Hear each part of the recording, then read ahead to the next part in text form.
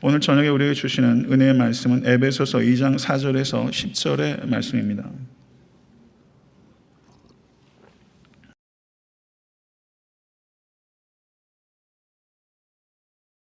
에베소서 2장 4절에서 10절까지의 말씀 다 같이 합독하도록 하겠습니다. 긍휼에 풍성하신 하나님이 우리를 사랑하신 그 큰 사랑을 인하여 허물로 죽은 우리를 그리스도와 함께 살리셨고 너희가 은혜로 구원을 얻은 것이라. 또 함께 일으키사 그리스도 예수 안에서 함께 하늘에 앉히시니 이는 그리스도 예수 안에서 우리에게 자비하심으로써 그 은혜의 지극히 풍성함을 오는 여러 세대에 나타내려 하심이니라. 너희가 그 은혜를 인하여 믿음으로 말미암아 구원을 얻었나니 이것이 너희에게서 난 것이 아니요 하나님의 선물이라. 행위에서 난 것이 아니니 이는 누구든지 자랑치 못하게 함이니라. 우리는 그의 만드신 바라 그리스도 예수 안에서 선한 일을 위하여 지으심을 받은 자니 이 일은 하나님이 전에 예비하사 우리로 그 가운데서 행하게 하려 하심이니라. 아멘. 아까 기도 가운데 얘기했던 것처럼 제가 썼던 말을 기도 가운데 좀 한 게 있어요. 4주년 때 교회가 초심 이전에 초심으로 돌아가자는 말 많이 하잖아요. 근데 제가 초심 이전에 어떤 마음이 있다면 그 마음으로 돌아가자고 제가 얘기를 했고 요즘 제 마음이 딱 그렇습니다. 저는 더 설교를 레디컬하게 하겠다는 결단을 했어요. 아마 듣기가 굉장히 거북살스러우실 거라고 생각이 돼요. 귀에 돌덩어리를 파내야 되겠다고 저는 아주 각오를 단단히 했습니다. 왜냐하면 일단 제 귀에 돌부터 좀 빼내야겠어요. 설교하는 게 여간 부담스러워지질 않았어요. 설교하는 만큼 제가 못 살아요. 택도 없어요. 성도님들의 삶의 변화가 제 눈에 잘 안 보입니다. 심각한 회의에 제가 부딪혔어요. 이 회의는 목회하는 내내 해야 될 회의라고 생각이 되지만 모쪼록 저는 성경 말씀 그대로 전할 거예요. 성경 말씀 굉장히 레디컬합니다. 네, 말씀대로 전하려는 노력을 여태까지도 비상하게 제가 경주해 왔지만 앞으로는 더더욱 성경 말씀 그대로 제가 전달하고자 노력할 것입니다. 저는 사람 듣기에 좋은 설교 안 할 겁니다. 하나님 들으시기에 좋은 설교 하고자 노력할 거예요. 매 순간 제가 얼마나 부족한지 알아요. 정말 아주 처절합니다. 설교 준비하는 과정이. 여러분 매일같이 학력고사 치른다면 생각해 보세요. 그 마음 졸이는 게 말할 수가 없어요. 매일같이 시험 봐요 제가. 이렇게 마음 졸여가지고 심장병 안 걸릴까 싶어요. 열매가 있어야 되는데 하나님 앞에서 나중에 책망드릴까 봐 두렵고 떨리는 마음 가득합니다. 성도 여러분, 그렇지만 희망은 여러분에게도 저에게도 없고 하나님께 있습니다. 그래서 또 하나님 붙잡게 되고 또 감사하고 감격하게 되는 것 같아요. 참 신앙의 이 묘미란 참 그렇죠. 그런 것 같아요. 이제 말씀으로 들어갑니다. 에베소서 2장 1절에서 3절은 그리스도가 없는 삶의 절망에 대해서 말씀했습니다. 그리스도가 없이 사는 것에 대해서 절망하셔야 됩니다. 그리고 오늘 본문 말씀 2장 4절에서 10절은 그리스도가 있는 삶의 소망에 대해서 말씀하고 있습니다. 절망에서 소망으로 전환이 일어나고 있는 시점이 바로 4절입니다. 4절의 말씀, 긍휼에 풍성하신 하나님이, 여기에 4절 앞에는 접속사 대가 있어요. 그리스어로. 대는 그러나라는 뜻입니다.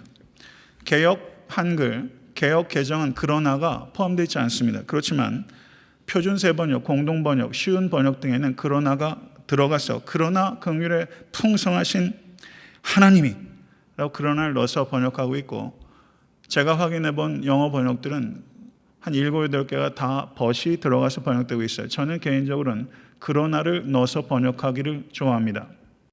왜냐하면 그리스도가 없는 삶의 절망에서 그리스도가 있는 삶의 소망으로 전환이 일어났기 때문에 이 전환을 표시하는 대라는 접속사가 거기서 번역이 되는 것이 그 의미를 바르게 전달하고 있기 때문입니다. 사랑하는 성도 여러분, 우리는 그리스도 밖에 있을 때 절망적인 사람이었습니다. 그러나 지금은 예수 그리스도 안에서 소망을 갖게 된 사람들입니다. 어떨 때 인생의 전환이 벌어집니까? 2절의 말씀을 보세요. 그때 너희가 너희는 이방인 그리스도인입니다. 너희가 믿지 않는 이방인이었을 때 3절 전에는 우리도 여기에서 믿는 유대인들이 예수를 알지 못했을 때 희망이 없었다라고 얘기를 하면서 2절과 3절의 주어는 너희와 우리예요. 근데 4절의 주어가 긍휼에 풍성하신 하나님이 주어가 바뀌어야 삶의 소망이 생기는 것입니다. 그리스도인은 누굽니까? 그리스도인은 삶의 주어가 바뀐 사람이에요. 여러분, 한번 여러분 이 말씀 하나님의 말씀인 거 믿으세요? 정말 저는 한마디 한마디가 목에 걸려요. 쉽게 넘어갈 말이 하나도 없어요. 제 인생의 주어가 바뀌었나? 우리 교회 목회의 주어가 바뀌었나? 정말 하나님이 우리 교회를 이끌어가고 계신가? 그렇게 하고 있나? 이런 차원에서 제 자신을 되돌아보면 정말 주어가 바뀌기 원합니다, 하나님. 이게 제 솔직한 고백이에요. 정말 제 인생의 주어가 바뀌기 원합니다. 성도 여러분, 긍휼에 풍성하신 하나님이 내 인생에 들어와야 절망이 소망으로 바뀌어요. 다른 방법 없어요. 인간의 정말 중요한 문제는 인간이 풀 수 없습니다. 지역적인 문제, 일시적인 문제는 내가 핸들할 수 있어요. 그런데 정말 인생의 본질적인 문제, 죄와 사망의 문제, 인간이 해결할 수 없어요. 예수 그리스도만이 해결할 수 있습니다. 성도님들의 삶의 주어가 정말 누군지 한번 되돌아보세요. 납니까? 아니면 하나님이십니까? 나에 대한 강조가 얼마나 이 시대가 이 휴머니즘, self-centeredness, 죄악이 아주 극치를 달려요. 윌리엄 바클레이라는 좋은 학자가 있습니다. 이 학자 신약학자인데 그냥 평신도들이 읽으시기에 좋은 주석이에요. 아주 역사적 배경을 탁월하게 기록하는 책, 제가 굉장히 좋아하는 책들을 많이 쓰셨는데 이분이 I라는 그 1인칭 I를 뭐라고 말했냐면 aggressive pronoun, 침략 대명사라는 표현을 썼어요. 이게 침략 대명사래. 나를 내려놔야 삽니다. 내가 사는 길은 나를 내려놓는 길이에요. 그 자기를 부인하고 자기 십자가를 지고 나를 따를 것이니라. 이거는요 제자도의 가장 핵심적인 금원이지만 우리에게 살 길을 주님께서 가르쳐 주신 겁니다. 그리스도인의 능력은 자기를 확장하는 데 있지 않고 자기를 부인하는 데 있어요. 여러분 정말 우리의 삶의 주어가 교체될 수 있게 주님을 간절히 축원합니다. 나를 내려놔야 유연해지는 거예요. 이게 누구한테도 쉽지 않아요.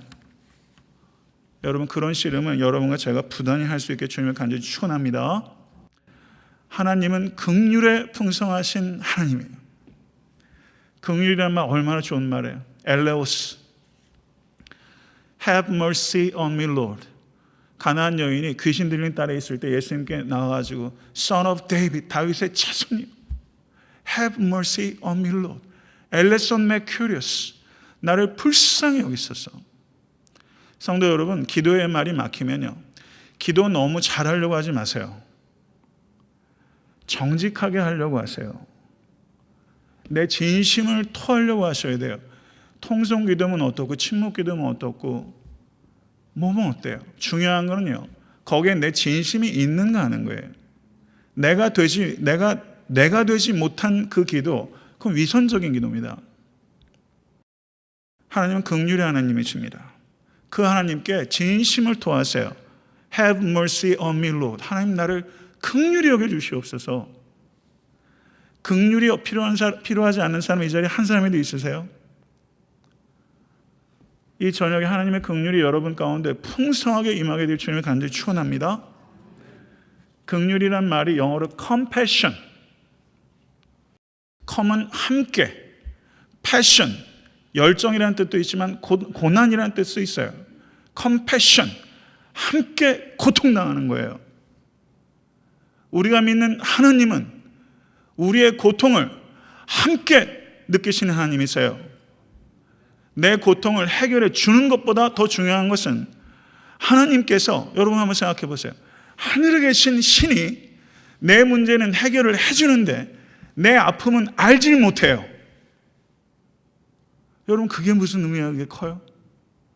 하늘에 계신 하나님께서 내 아픔을 속속들이 아세요.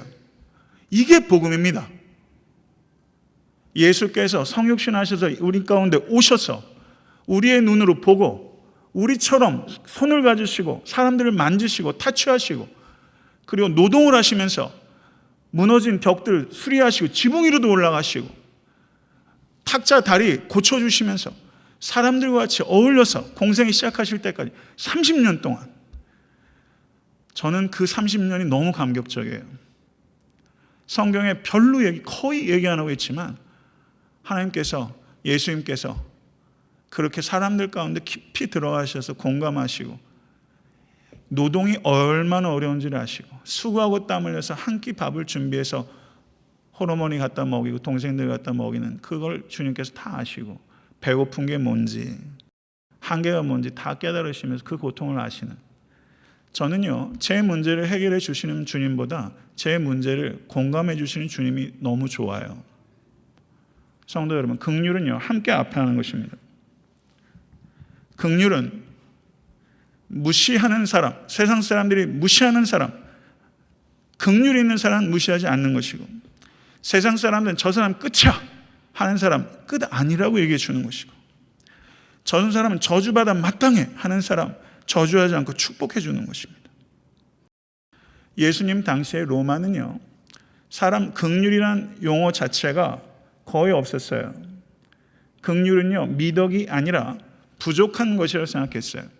강한 것이 미덕이에요. 긍휼은 약한 것으로 취급받던 시대예요. 그러나 예수님께서는 세리와 죄인같이 식사하셨고 창녀와 이방인을 사랑하셨고 귀신 들린 자와 병든 자들을 찾아가셨고 세상에서 무시받고 버려지고 저주받고 소외된 사람 적극적으로 찾아가셔서 그들의 친구가 되어주시고 그들과 같이 식사하셨습니다. 예수님께서 세례 요한의 제자들과 바리새인들의 제자들이 금식하는데 왜 당신의 제자들은 금식하지 아니하나이까? 왜 안 합니까? 라고 율법주의자들이 얘기할 때 성도 여러분, 바로 그 앞에 예수님께서 세리와 죄인과 식사하셨어요.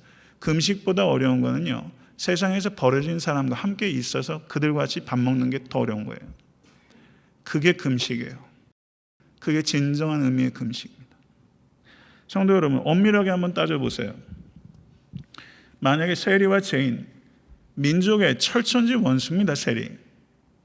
세리와 죄인이 우리 교회 이번 주일에 들어와요.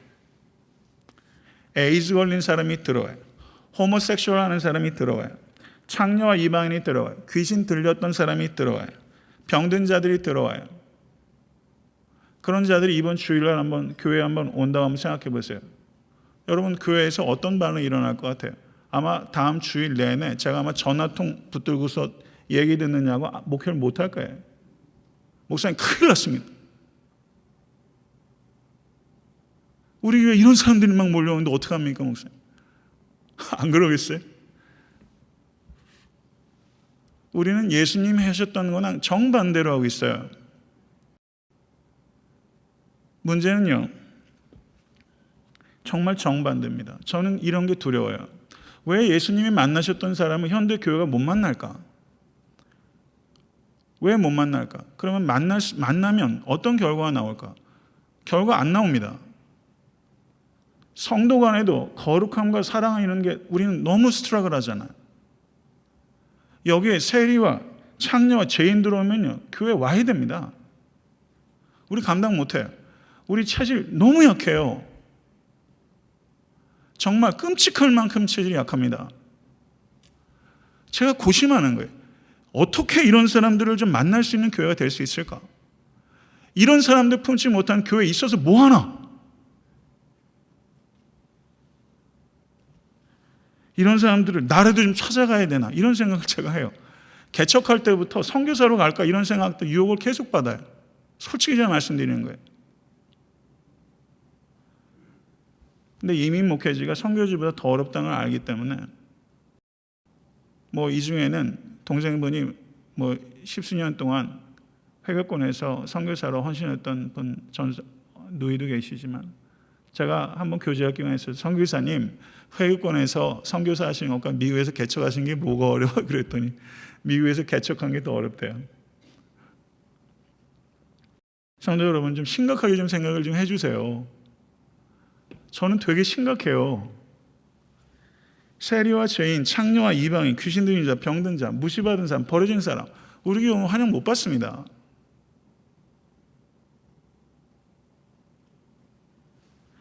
세상에서 잘 나간다는 사람 교회 오면 환영받아요. 어디 가서도 환영받는 사람은 좀 우리가 덤덤하게 대했으면 좋겠어요. 버릇만 나빠져요.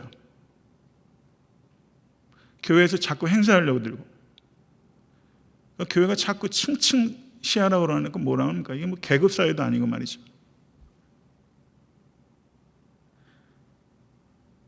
제가 요즘 아주 피를 토해요.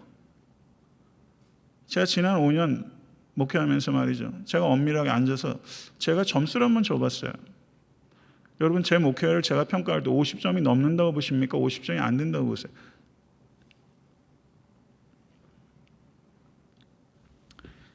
알려드릴까요? 저 51점 줬어요.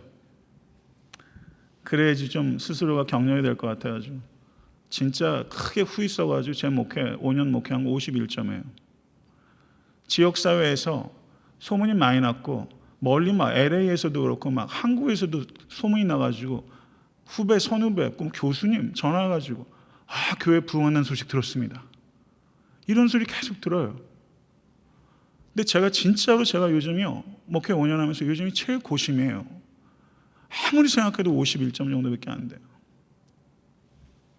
그것도 진짜 후하게 써서 제가 점수 매겨서 51점입니다. 하나님께서 점수 매겨서 51점 택도 없습니다. 마태복음 5장 7절에 긍휼히 여기는 자는 복이 있나니 저희가 긍휼히 여김을 받을 것이며 하나님의 말씀입니다. 우리가 긍휼히 여기고 있습니까? 긍휼에 풍성하신 하나님께서 우리를 사랑하시 그 큰 사랑을 인하여 허물로 죽은 우리를 그리스도와 함께 살리셨고 너희가 은혜의 구원을 얻은 것이라 또 함께 일으키사 그리스도 예수 안에서 함께 하늘에 앉히시니 할렐루야. 그러나 우리에게 소망이 있잖아요. 내가 너를 사람 낚는 어부로 만들어 주겠다. 네가 사람 낚는 어부가 될 것이다 했으면요 저 목회 못해요. I will make you a fishers of men. 내가 너를 사람 낚는 어부로 만들어 주겠다. 하나님께서 하시니까 그냥 하나님께 맡기고 가는 거예요.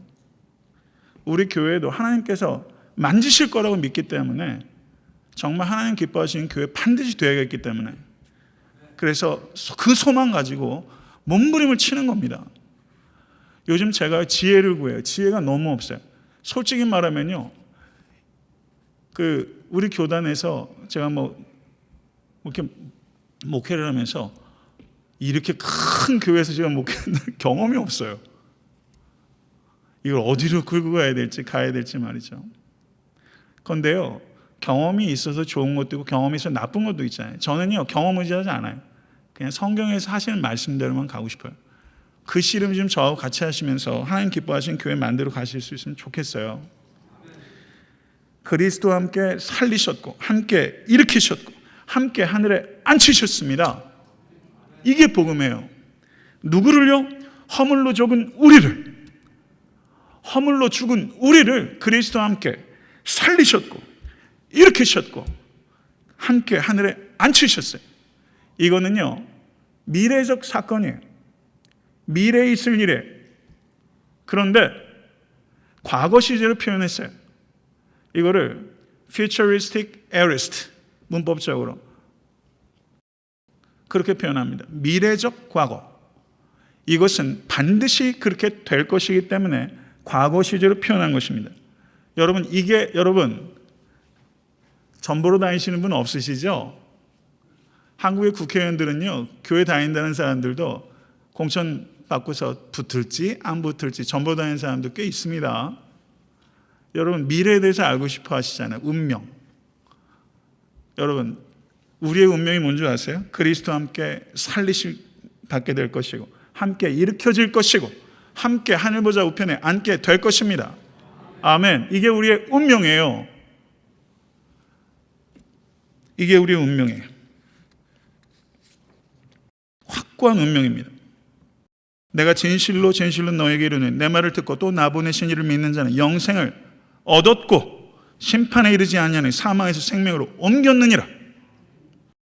또 미리 정하신 그들을 또한 부르시고 부르신 그들을 또한 의롭다 하시고 의롭다 하신 그들을 또한 영화롭게 하셨느니라. 영화롭게 되는 건 예수께서 재림하실 때 일어날 사건이에요. 그런데 영화롭게 하셨느니라. 과거 시절 표현하셨잖아요. 왜요? 정말 중생한 사람은 이미 영화가 확정됐기 때문입니다. 절대 구원에서 이탈되지 않아요. 그러면 신앙은 무엇입니까? 미래에 벌어질 확고한 언약을 선취해서 지금 그것을 누리면서 불확실한 현재를 이겨나가는 것이 신앙생활이에요. 우리의 미래가 함께 살리심받고 일으키심받고 함께 앉히실 그 미래, 확실한 미래를 앞당겨서 그것이 내 현재의 삶에 영향을 끼치고 그리고 불확실한 현실들, 그것을 믿음으로 이겨나가는 것, 그게 신앙생활입니다. 이런 신앙생활 하시는 여러분과 제가 될 수 있게 주님을 간절히 축원합니다. 이런 성도가 견고한 성도입니다. 그러면 하나님께서 왜 이런 일을 하셨을까요? 7절 보세요. 이는 그리스도 예수 안에서 우리에게 자비하심으로써 그 은혜의 지극히 풍성함을 오는 여러 세대에 나타내려 하심이니라. 그리스도 예수 안에서 우리에게 자비를 나타내셨어요. 교회는요, 하나님께서 얼마나 은혜로가 풍성하신 분인지를 전시하는 전시장이에요. 그 뜻이 7절입니다. 저를 따라 하십시오. 교회는 은혜로 용서받은 죽을 수밖에 없었던 죄인들의 공동체입니다. 믿으십니까? 은혜로 용서받은 죽을 수밖에 없었던 죄인들의 공동체. 죽을 수밖에 없었던 사람들이에요. 허물과 죄로 죽었던 너희를 살리셨도다. 여러분 이 사실 기억하시면서 신앙생활 하세요. 이거를 기억해야 여러분 올챙이적 기억하셔야 됩니다. 우리가 죽었던 사람이에요. 그러다 예수 그리스도 때문에 허물투성인데 우리가 아직 죄인 되었을 때 하나님께서 그 사람 우리를 구원하셨어요. 우리의 행위로 구원받은 사람 이 자리에 한 사람도 없어요. 여러분 결국은 내 문제인 거예요. 결국은 교회의 문제는 결국은 제 문제예요. 결국은 제가 해결해야 되는 문제예요. 결국은 제가 더 은혜 가운데 견고하게 서야 되는 문제예요. 결국은 이게 제 문제로 환원되는 거예요. 성도 여러분, 요즘 교회가 얼마나 욕을 먹어요. 어저께 신문을 보니까 말이죠. 그 불교 성지라는 데서 그 크리스천들이 가가지고 막 땅밟기를 해가지고 그 진짜 어리석은 짓을 해가지고 가뜩이나 매스컴들이 아주 칼을 갈고 있는데 좋은 먹잇감 하나 또 던졌어요. 왜 그렇게 앞뒤를 분간을 못하고 그렇게 행동을 할까? 믿음을 뭐라고 생각할까? 그 사람들이 얼마나 윤리적인 삶을 살까? 삶의 자리에서 얼마나 도덕적인 삶을 살까? 전 좀 궁금해요. 왜 신앙을 그렇게 가르칠까? 믿음이란 말이죠. 그런 데 가서 한번 외치는 거 쉬워요. 자기의 삶의 자리에서 양식 때문에 양심 안 파는 거. 여러분, 말씀대로 순종해서 사는 게 그게 불교 성지 가서 땅 밟는 것보다 훨씬 어렵고 가치 있는 일이에요. 왜 성도들을 이상한 푸닥거리를 가르치는지 난 교회에서 왜 이렇게 비인격적인 신앙들을 가르치는지 요즘이 그렇게 나이브하지 않잖아요. 세상이 얼마나 교회를 노리고 있는데 말이죠. 제가 페이스북에 한 캐톨릭 진영의 한 지식인을 알게 됐어요. 우연치 않게. 저보다 한 10년 대학교 선배더라고요. 책을 많이 쓰시더라고요. 3번째 책을 썼는데 거기에 캐톨릭 교인들이 쭉 나열하는 댓글들을 가끔 봐요. 개신교에 대한 욕지거리들이 얼마나 많은지 몰라요. 제가 한마디 쓰고 싶은 걸 간신히 참을 때도 있어요. 틀린 말 아니다. 사랑하는 성도 여러분, 5절을 보십시오. 허물로 죽은 우리를 그리스도와 함께 살리셨고 너희가 은혜로 구원을 얻은 것이다. 아멘. 8절 보세요. 너희가 그 은혜를 인하여 믿음으로 말미암아 구원을 얻었나니. 아멘. 믿으십니까? 사도 바울께서 5절과 8절 똑같은 얘기를 2번 반복했어요. 믿음으로 말미암아라는 말만 더해진 거예요. 우리는 은혜로 구원받은 사람이에요. 이게 얼마나 감사한 일이에요. 은혜 안으로 돌아가지 못하면 우리는 다 허물어집니다. 사도행전 11장 22절 33절 22절에서 23절 한번 보시죠.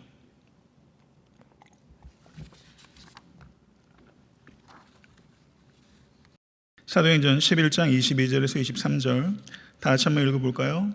예루살렘 교회가 이 사람들의 소문을 듣고 바나바를 안디옥까지 보내니 저가 이르러 하나님의 은혜를 보고 기뻐하여 모든 사람에게 굳은 마음으로 주께 붙어있으라 권하니.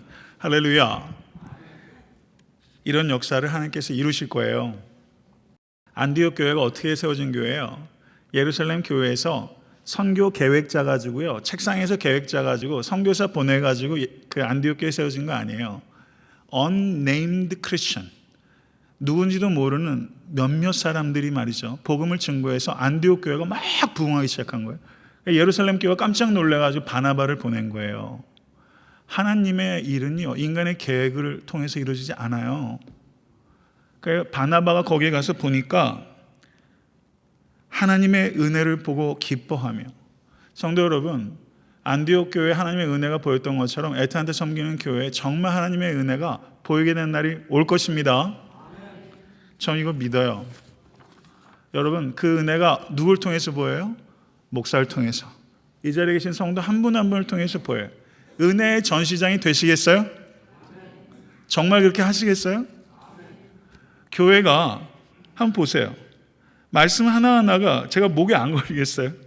은혜의 지극히 풍성함을 오는 세대에 나타내려 하십니다. 은혜가 지극히 풍성함을, 지극히도 걸리고 풍성함도 걸리잖아요. 교회는 하나님의 은혜의 지극히 풍성함을 전시하는 곳이에요.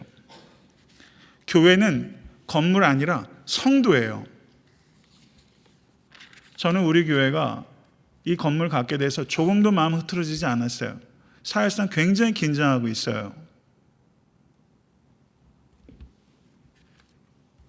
성도 여러분, 은혜 안에 거하신 여러분과 제가 될 수 있기를 간절히 바랍니다.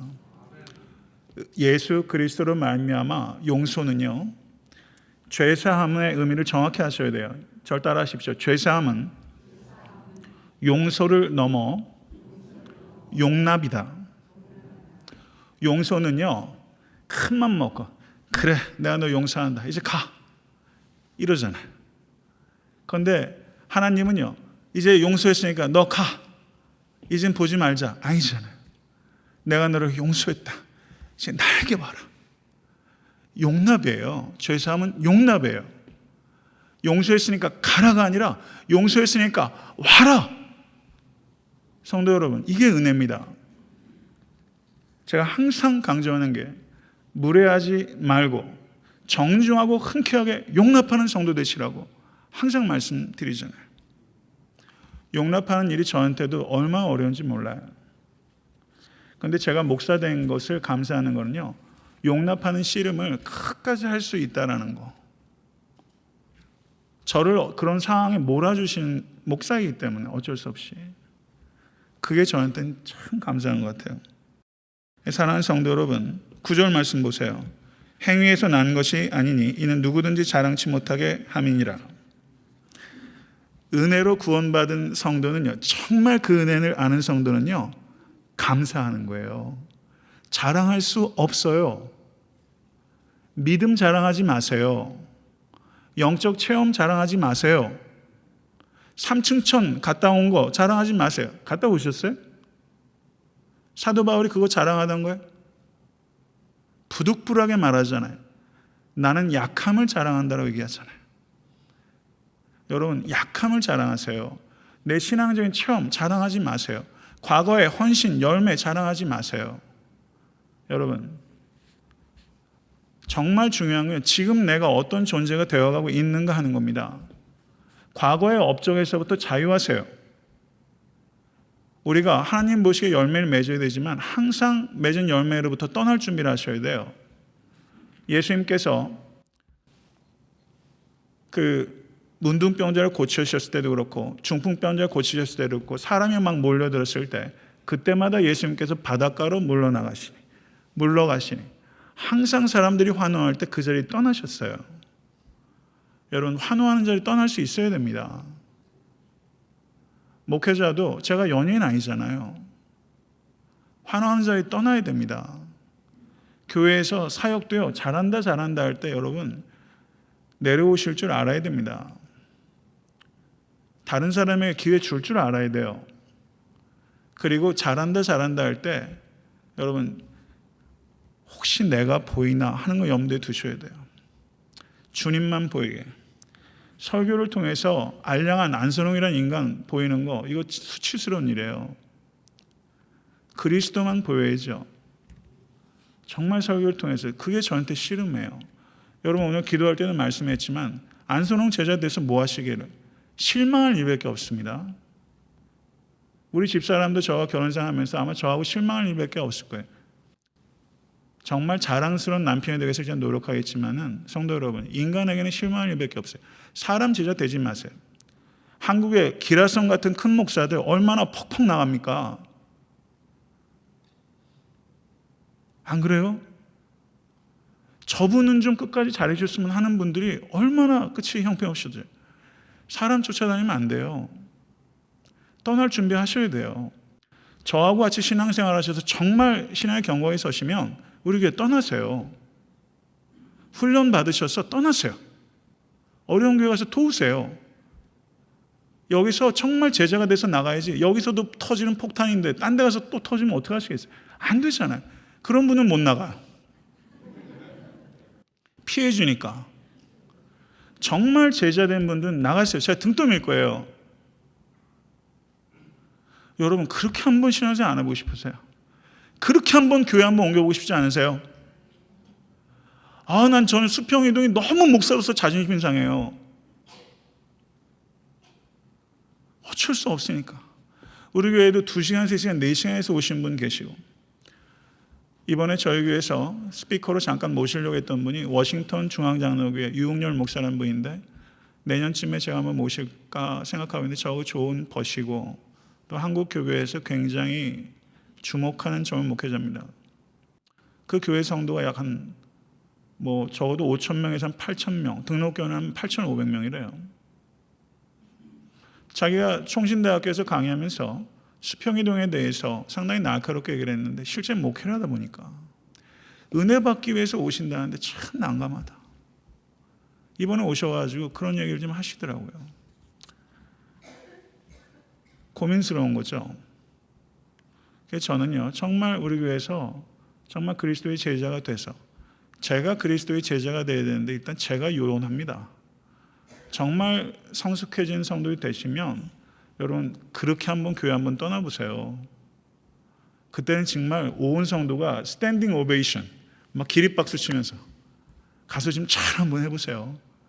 지역사회 어려운 교회 가서 좀 돕고 다른 교회의 불행은 우리 교회 성령의 불이 다른 교회가 처했다는 얘기 들으면 제가 요즘은 참 마음이 아파요. 안타까워요. 제 솔직한 마음이에요. 그래서 우리 교회가 잘해가지고 좀 어려운 교회한테 진짜 한번 가서 도우시라고. 그렇게 될 날이 한 5년 뒤쯤에 한번 왔으면 좋겠어요.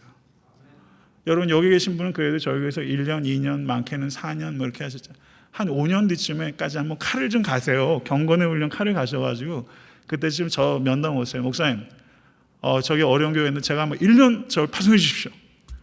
그렇게 한번 가셔가지고 거기에서 헌금 다 드리시고 가서 폭탄하지 마시고요. 목사님 잘 도우시고 예배마다 가서 아멘 좀 화답해 주셔서 목사님 응원해 드리고 목사님이 도덕성이나 말씀의 은혜나 이게 같이 가실 수 있으면 끝까지 같이 가시고, 그리고 다시 1년 뒤에 돌아오시면 또 교인들 또 모르시면 제가 이상주의자인가요?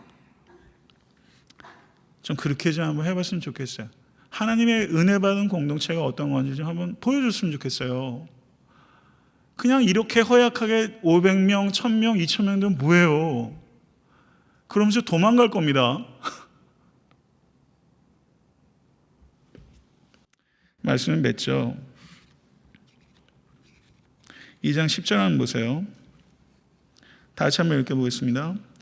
우리는 그의 만드신 바라 그리스도 예수 안에서 선한 일을 위하여 지으심을 받은 자니 이 일은 하나님이 전에 예비하사 우리로 그 가운데서 행하게 하려 하심이니라. 우리는 하나님의 지으신 바예요. 할렐루야. 여러분 그거 믿으세요. 그러면 자긍심이 생기잖아요. 이게 건강한 자존감. 나는 하나님의 지으신 바라. 하나님의 지으신 바라. 나의 메이커는 하나님이에요. 뭘 위해서 지으셨어요? 선한 일을 위하여. 선한 일을 해서 구원하신 것이 아니라 선한 일을 위하여 구원하신 거예요. 선한 행위가 구원의 근거가 아니라 선한 행위가 구원의 목적이에요. 교회는 윤리적이어야 됩니다. 세상보다 투명하려고 노력해야 돼요. 재정적인 것이나 아니면 여타 등등에 있어서 세상 윤리 잣대보다 더 엄중해지려고 노력해야 돼요. 교회 행정에 있어서도 그런 노력을 부단히 해야 됩니다. 그리고 계속 나누기 위해서 노력해야 돼요. 저는 에탄트 섬기는 교회가 구제와 선교하는 일에 저는 각각 7분의 1 정도를 헌신하는 때를 손꼽아 기다립니다. 지금 약 한 10분의 1 정도 혹은 약간 상회해서 하고 있어요. 작년에 교회 리전하면서도 그렇게 할 수 있었던 것 전 진짜 할렐루야입니다. 네, 한 7분의 1 정도 그렇게 할 수 있으면 전 정말 행복하겠어요. 그렇게 될 겁니다.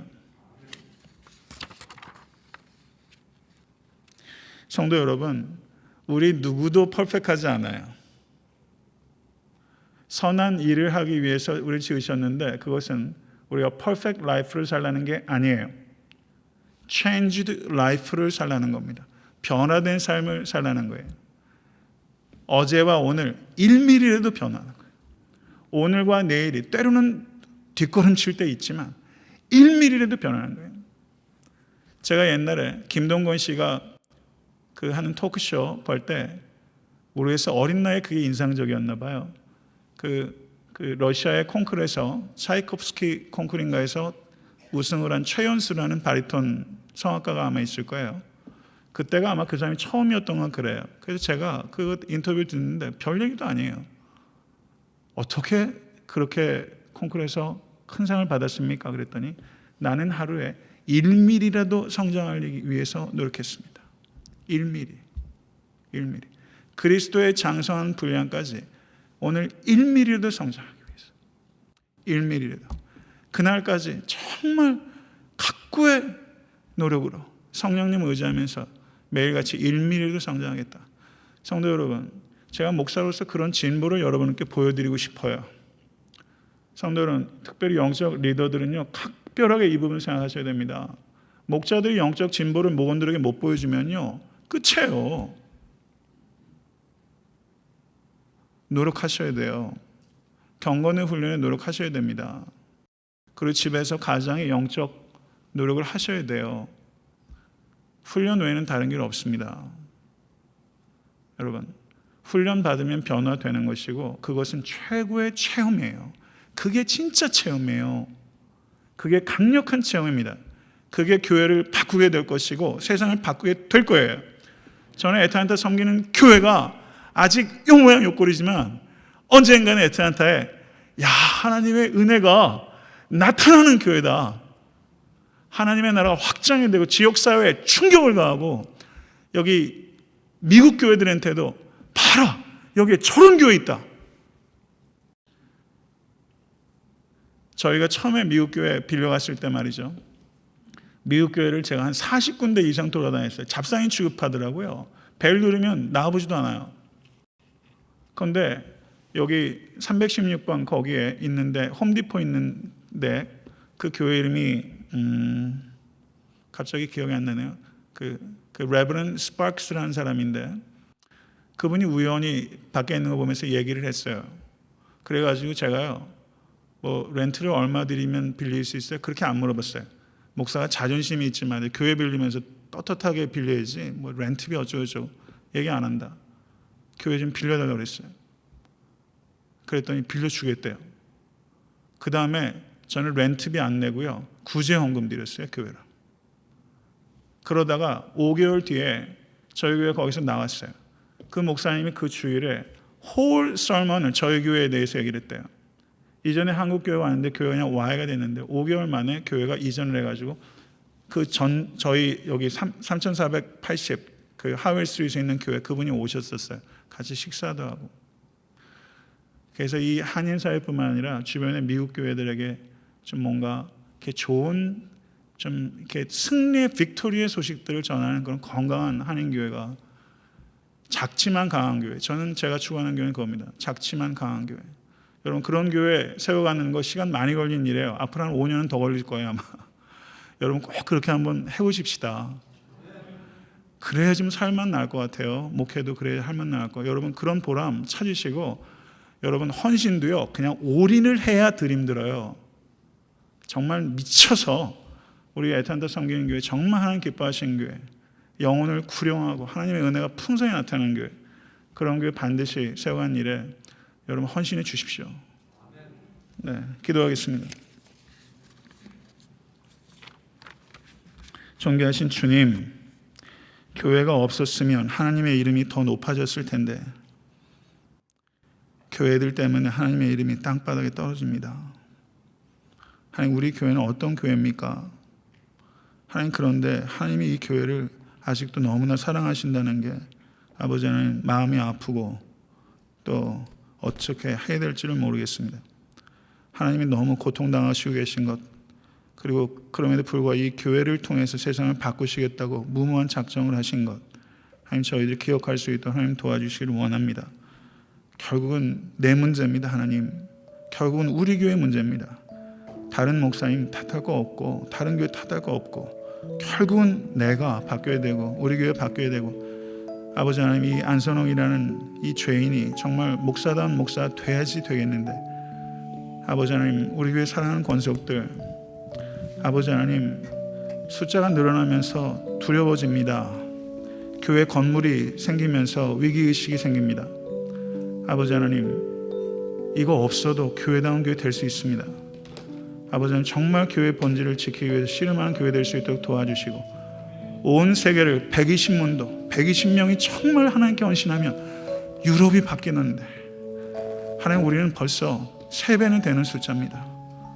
아버지 하나님 숫자 의지하지 않도록 하나님 도와주시고, 내가 변화받기를 오늘 이 시간 결단할 수 있도록 주여 인도하여 주시고, 은혜가 나타나는 교회 될 수 있도록 주여 인도하여 주시며, 하나님 앞에 중심으로 통해하는 이 저녁 될 수 있도록 역사해 주시옵소서. 우리 주 예수 그리스도 이름으로 간절히 기도드려 싸움나이다. 아멘.